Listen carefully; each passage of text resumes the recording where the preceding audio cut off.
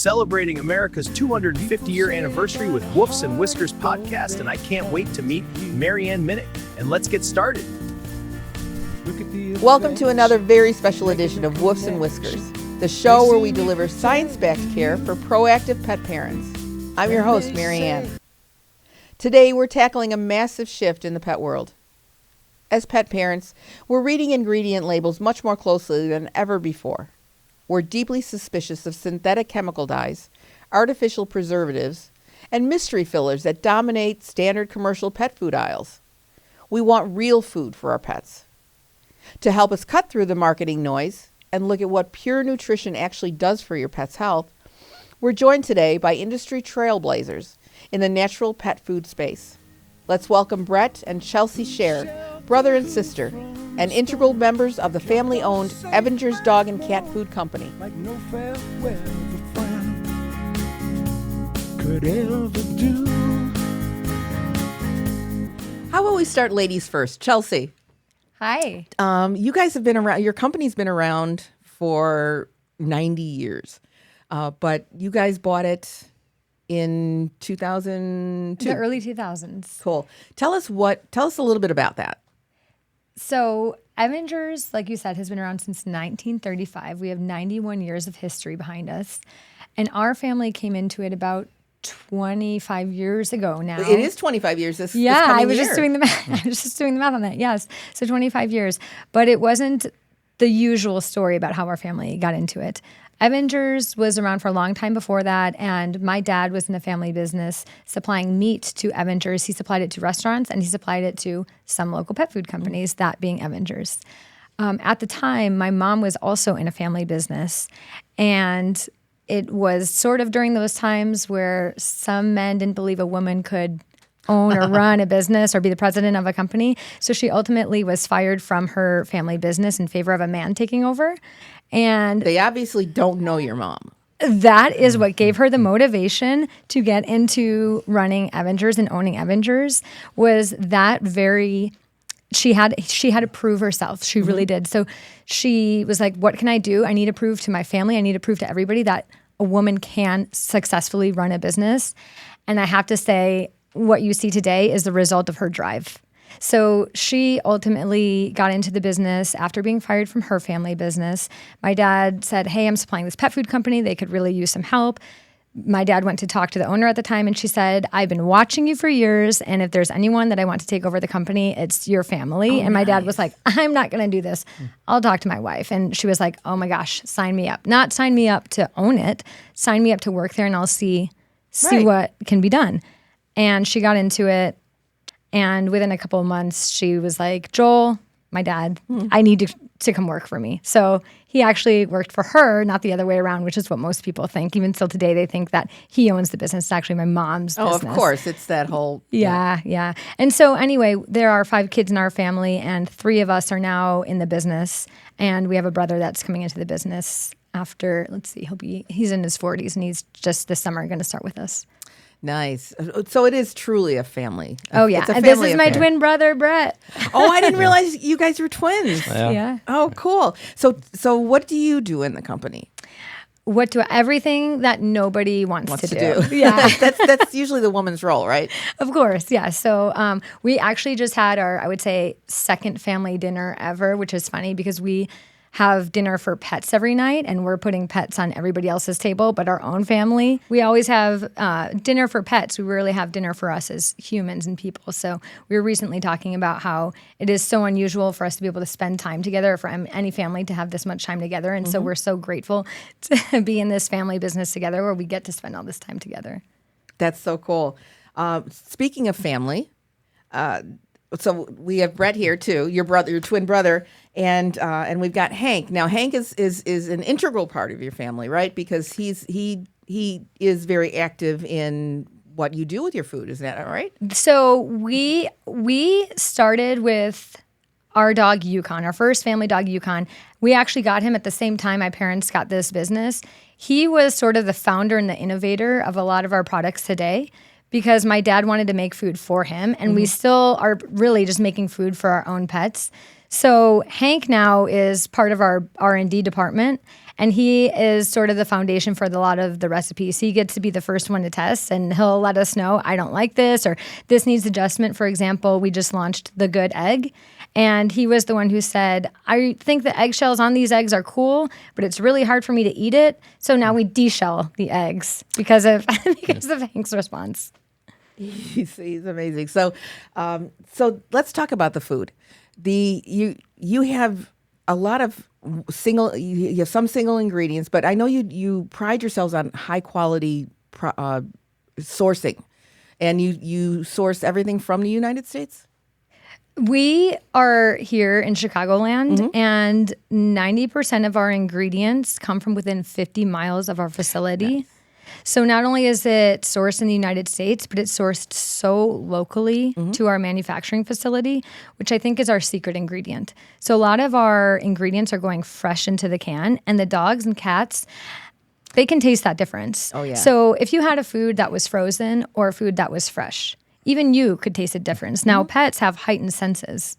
They can definitely taste the difference in fresh and frozen. So I think that's why our food is so palatable, is the freshness, and our secret being that we're sourcing locally every single day. And that fresh meat or fresh ingredients, blueberries, cranberries, whatever, are going into the can fresh. It does. It definitely translates. What do you, when you talk to people these days, I know that there are so many different products, different dog foods. When I first got my first dog as an adult, that was 25 years ago. There were a lot of there still were a lot of new up and coming foods. I noticed now they have fresh foods, dehydrated, everything else. When you talk about dog food, what are the misconceptions that people talk to you about in a commercial food versus these new foods that are coming out that are fresh done or homemade? I'm chomping at the bit for this, but I think Brett is too. Well, I think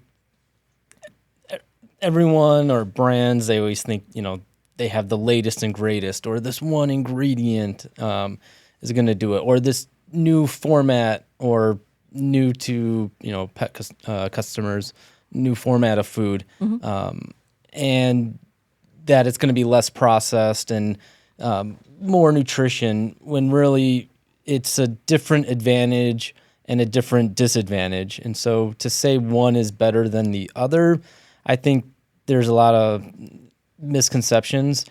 So it's just getting a good general grasp of the whole idea of different formats. And you really don't have to get into the whole weeds of everything, but just understanding that it really comes down to preference.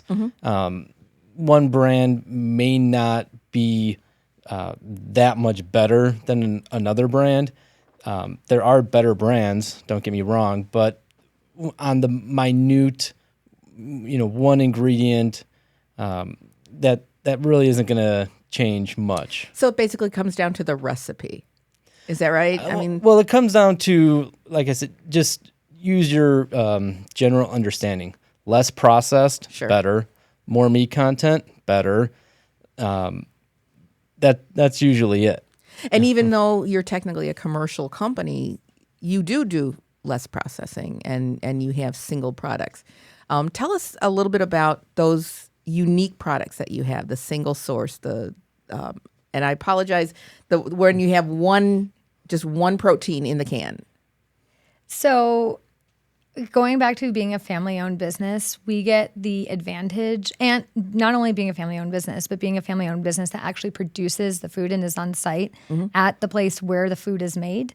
Very few brands can say that, but that gives us the advantage of being able to innovate, especially in the canned food segment, kind of to your point earlier. There are so many different food formats, and we're seeing a lot more in the fresh or home delivered, and people are starting to think that maybe that's better, but it's actually just that they're doing better marketing.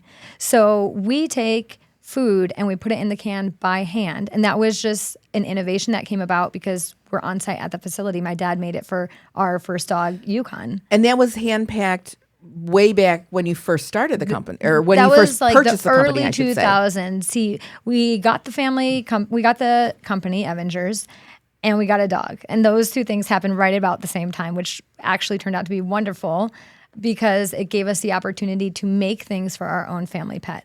So what happened back then was we had these beautiful cuts of beef, and they were being ground up and going into a can. So you start with something that looks like a sirloin steak, and it ends up like ground mush, which, again, to your point, when you think of commercial pet food, you're thinking in terms of cans, brown mush. Absolutely. But and that's still the misconception that's out there today. But when you open up a can of Evanger's hand-packed, you're seeing something that looks like we made it at home. And in a way, our family has made it at home for the pets out there.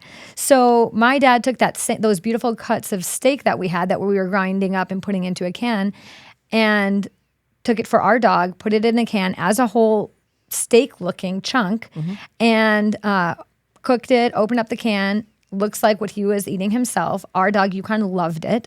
And that started our can of hunk of beef. And from there, we developed the rest of the hand-packed line with the whole chicken thighs and the whole roasted chicken drumettes. And so that's really innovative and something we get to do as a family and as a pet food cannery is make these different unique types of products. Yeah. So, and you mentioned the one ingredient. All of these things we get to do because we're on site and we have our own pets we get to cook for. So there is no other brand that I know of in the world that actually has one ingredient in a can. There are many that have monoprotein, which is single protein, and that could be blended with other ingredients, whether that's vegetables or vitamins and minerals. Anytime you add more than one ingredient, even water, you don't have one ingredient anymore. Right. But you could have a single protein. We were the first, and as far as I know, still the only to have one ingredient. And that's one of Hank's favorites now is the one ingredient foods. And that's so tremendous for pets with allergies or pets that have intolerances, or if you want to do a rotational diet to keep mealtime interesting.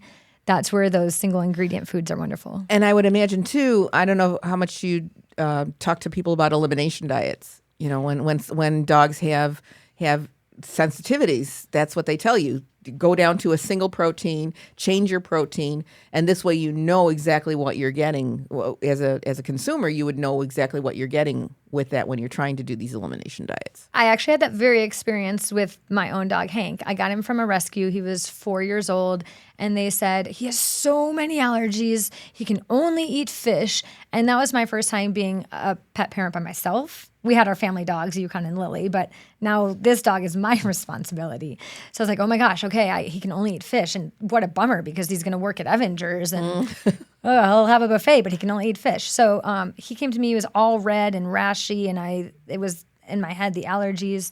So I started him just on the fish, like I was told, actually this white fish recipe here, and canned Evanger's salmon. And that's what he had every day. And then I was frustrated after like 2 weeks, and this is so sad for me because he can have hand-packed foods. Yeah, there's so many things that he can have that I can't give him. So I thought, I'm going to start introducing other proteins and see if he reacts. So sort of an elimination diet, but keep his fish as his base. Not only did he not react to these other proteins, but all of his rashiness and all that redness went away. And it opened up the world to all the proteins that he can have. So in my experience, I love elimination diets. And I think it's a great way to practice and see what your intolerances are. I think at Evanger's, we hear a lot from people who believe that their pets are allergic to things, but that's because they're feeding something that, let's say it's a dry food, and you have a dry food that says beef recipe, but that beef recipe could be beef and pork and chicken and all these other things, but these pet parents aren't necessarily reading the back, so they just think, oh, my dog's allergic to beef. Right. If you peel all that back and start with and look at all the other stuff that's in there, and that's important too. And I have noticed on your website when I looked at it, you do focus on learning how to read the labels. You know, people need to learn how to read those labels, because if it says meat as your first ingredient, you have no clue what that is. And on yours, of course, it's very obvious what your proteins are. When you're choosing something new, now I understand you were the first to have pheasant as a protein. When you're looking for new, unique proteins, and you being in R&D, how do you determine what you're going to look at? Well, I think there's a couple things. One is it's good to have a very picky dog. That helps, and listening to customers with their own issues. If it's allergies, well, then a lot of times they're looking for a unique protein that they're not going to be allergic to. So there's something that we will seek out, or it becomes something that could be available to us. So generally what we try and do is have a good idea of what we want. Then we'll look locally of what's available. Then we'll start looking maybe a little farther out until we find what it is we need, or we'll work with our suppliers to see what's available, what they can and can't do. Then we have a good idea of, well, this may be a good partner. This is what this group really excels at something very specific. So that's kind of how it's a partnership. You work together to see what's available, knowing what they can do, knowing what we can do, and then we start really developing from there. Now, pheasant is kind of a unique protein. Is there anything in your line that you think is much more of a unique protein that you don't see in any other foods? Brett is not only R&D, but he is the guy who sources all of the ingredients, including the really exotic ones. Mm-hmm. So it's fun to be able to listen to that from behind the scenes and to listen to the input he gets from pet parents that are calling into us. But I think rabbit is one really unique one for us. Yeah, I was thinking of that. And it's not always the protein itself. We're the first canned pet food company to use postbiotics. That's a newer technology as well. So a lot of times you see pre and probiotics. Right. Probiotics is actually living bacteria, which pretty much all pet foods will contain some kind of process to make sure there's no pathogens. So right. Salmonella, E. coli, Listeria. And so it won't distinguish against a good bacteria or a bad bacteria. Postbiotics is not living, but it gives you the benefits of what a probiotic is, and it will last through the canning cycle. I was just going to say, a lot of the argument against kibbles and some of the canned foods is that they are cooked at such high temperatures that they kill off any of the nutrients. Postbiotics is something that I've never heard of before. It's a newer technology. It's been around for a long time, but really being the capabilities of fermenting it and making it into a powdered form where it's easily available and then researched. So to get approved to be used in commercial, pet foods. So that's something that's new. So I think we'll start seeing more of these beneficial, highly researched ingredients being into pet food. And I don't think it's one ingredient, but it's just it goes with the aura of, there could be a lot of good little ingredients. So, mm-hmm. You don't have to really nitpick at just one thing, but using superfoods, just anecdotal evidence of, spinach, kale, carrots. Those are all good ingredients to use. Mm-hmm. And so you'll see them in pet foods, but that's something that we like adding too, because it's something that our dog likes and we know it's good for them. Exactly. So Brett has been the one behind adding it into our EVX restricted diet line because those postbiotics are going to help the overall the gut microbiome in our pets. So he has it in our EVX restricted cat foods and our EVX restricted diet dog foods. So not only are we working on specific health issues in that line, but then we're also rebuilding gut health. Now, when you say restricted diet, is that a fewer protein or what makes it restricted? Well, it's restricted or controlled calcium, phosphorus, things like that, where it's not exactly restricting certain proteins, although we do have a sensitivity formula and a digestive formula, which is actually specifically using certain proteins and not using other proteins, but it's there to make sure we hit the specs that we want to hit for these solution-based diets. So everything is more controlled then when so the percentages and everything else that are going into things. Whereas sometimes if things aren't measured, you don't know if everything is measured how well it's measured in other products. Exactly.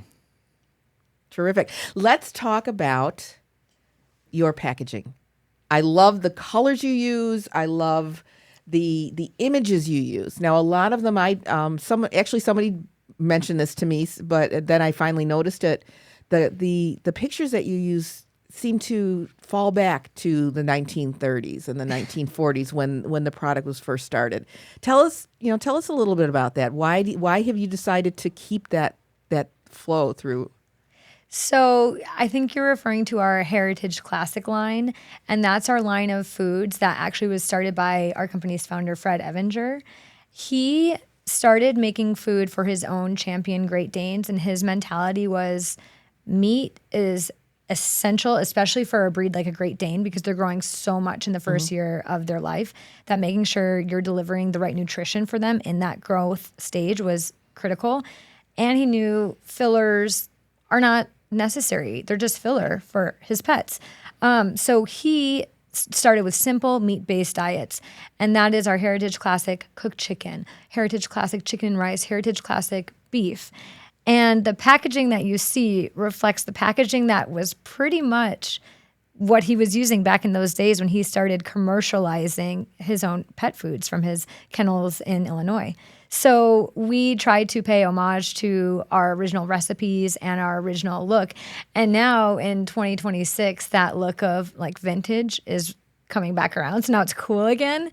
But it's been that sort of sentiment for the last 91 years in those recipes and that design. And we sort of did for our 90th anniversary a collector's edition. So we put on those recipes, on the packaging, we put some of the old packaging, and you can see how close the original packaging is to today's packaging. But one fun thing that we've added since in the last 15 years was our family's faces, and people on our team in our plant are hidden on the can labels themselves. I actually had a friend who got a puppy, so she went to her local pet store to buy our food. Thank you for the support. And she sent me a photo of the puppy label and said, "Are you on my dog's food?" And it was so funny because we don't usually say that where our faces are on it. But when I got this text, I was like, this is so great. Yes, I'm on your dog's food. And thanks for feeding our family's foods. And on the bags too. I'm going to turn this around so that everybody can see that the family is on the back of the bags. Yeah. So we have Fred Evanger, our founder, with him making food at his facility back in the 30s, and then our family is now on it. All of our dogs that we've made food for, and Hank has made his own spot onto the packaging as well. I'm so proud of him. We've been talking a lot about all your canned foods. Tell me a little bit about the dry foods and what makes them unique.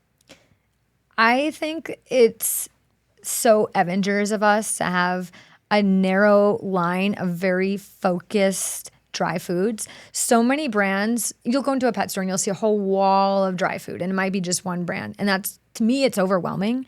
And we have really focused and really narrow kibble or dry foods, and they all serve a purpose. And we don't really mix many proteins. We pay attention to allergies in pets, intolerances in pets, and we're addressing a lot of things in one flavor. So the whitefish recipe here, for example, we're not mixing in poultry or red meat or chicken because we want to keep it as a fish formula. And you'll see that reflected in a lot of our kibble. I don't know if you have anything to add to that. Yeah, I agree. Where you don't need many different formulas just to fill up a shelf. We actually want to do the opposite. We want to have as very limited formulas as possible, where each one is really completely different. However, it's solving a specific issue that a pet may have. So there will be a formula for that pet. However, it's not overwhelming. So if there's an issue, if they have a certain allergy, there's going to be there will be a formula for them. And people don't have to feed only dry or only canned. I know I myself mix the two, because my dogs seem to like the combination. I think it really does come down to preference, and I think pet parents, they could definitely get overwhelmed. What's better, what's not as good, what should I be feeding? Should I add this? Most of it just comes down to preference. Well, preference and what your pet is telling you they want. That's just part of the preference. Yeah. I just got a text from a different friend. She has a dog named Flynn, and she just started using Evangers. She got a dog from a breeder. The breeder said you can only use this dry food, and I'm sitting there like, use Evangers, but okay, I'm not going to push it. And then she said, hey, I want to start adding Evangers canned food. Can I put it over my kibble? Yes, of course you can. So she started buying it, and she just sent me a message that said, I want you to know that Flynn won't eat his dry food unless the Evangers cans are on top. So her dog is literally telling her, I want the canned food, or it's preference or smartness. We've talked mostly about dog foods. You also have cat foods. Tell us a little bit about your cat food lines. Yeah, and ferret food. Okay. Yeah, canned ferret food, yes. Because ferrets are, talk about obligate carnivores.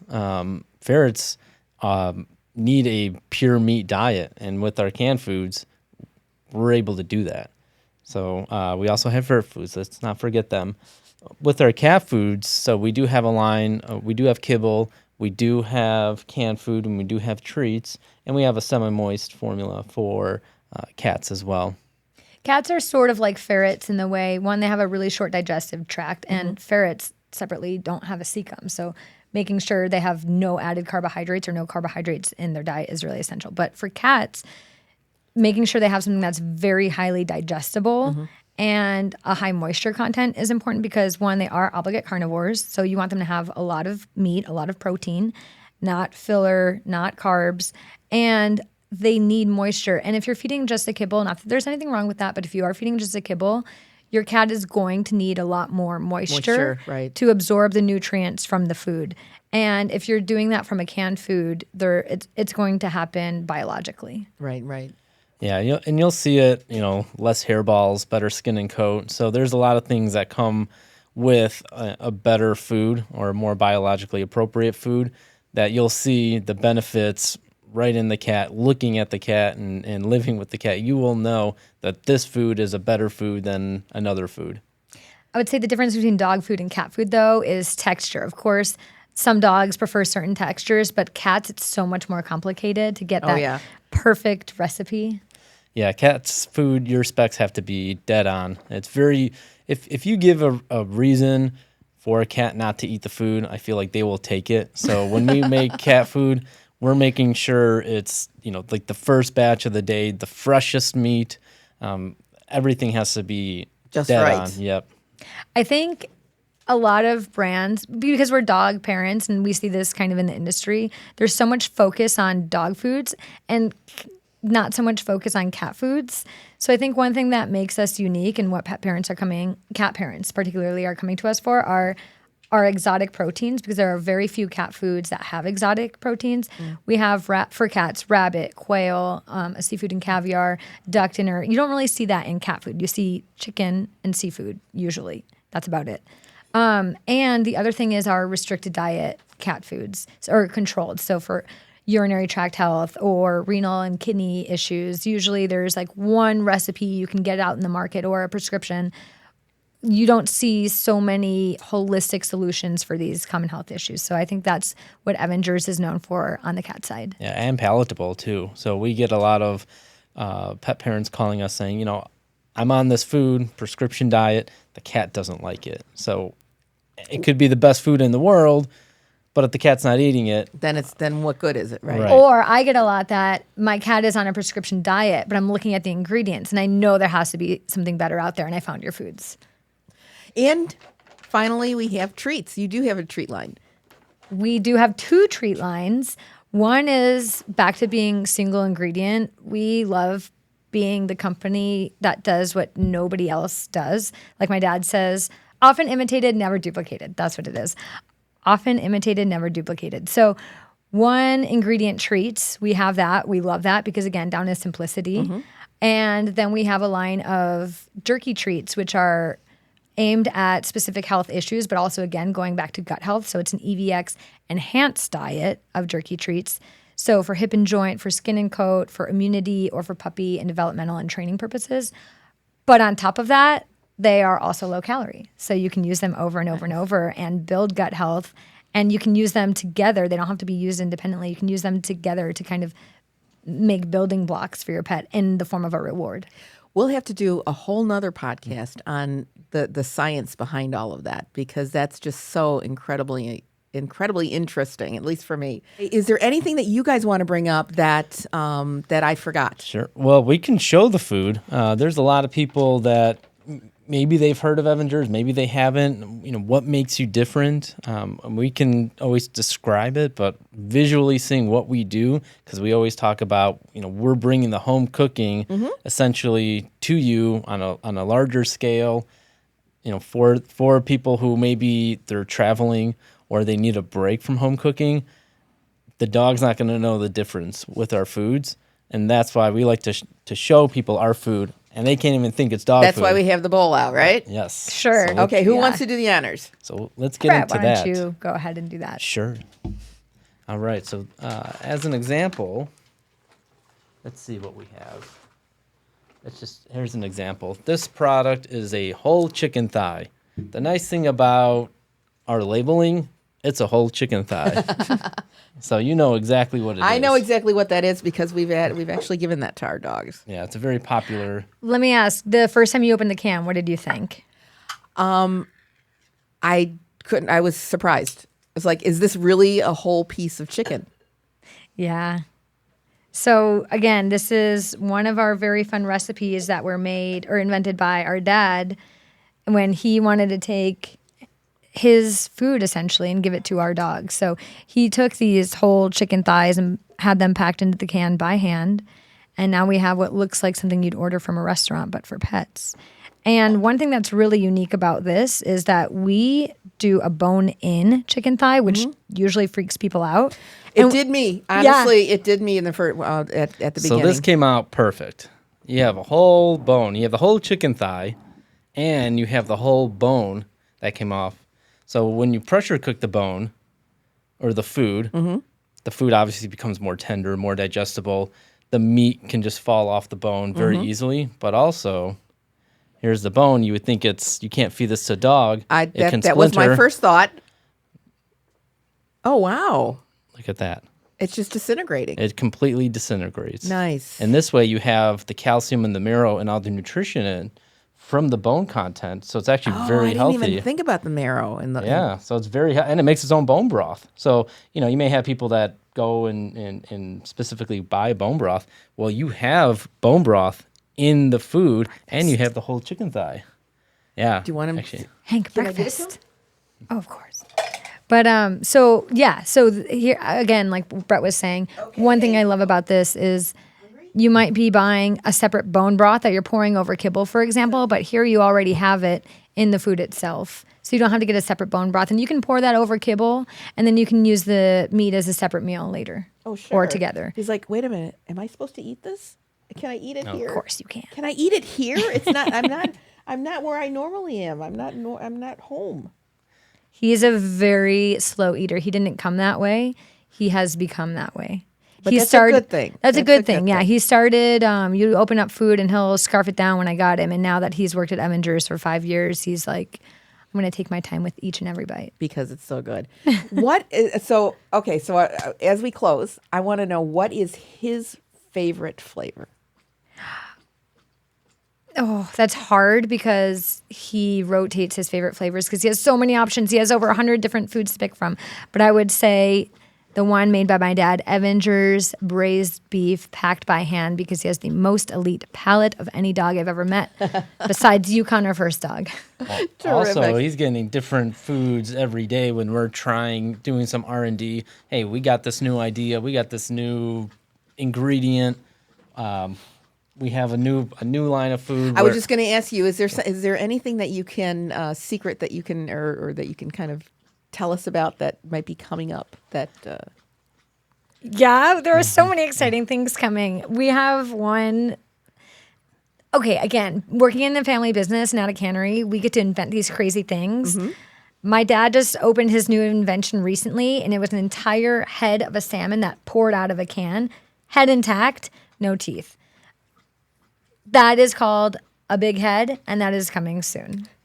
It's going to be part of the hand-packed line.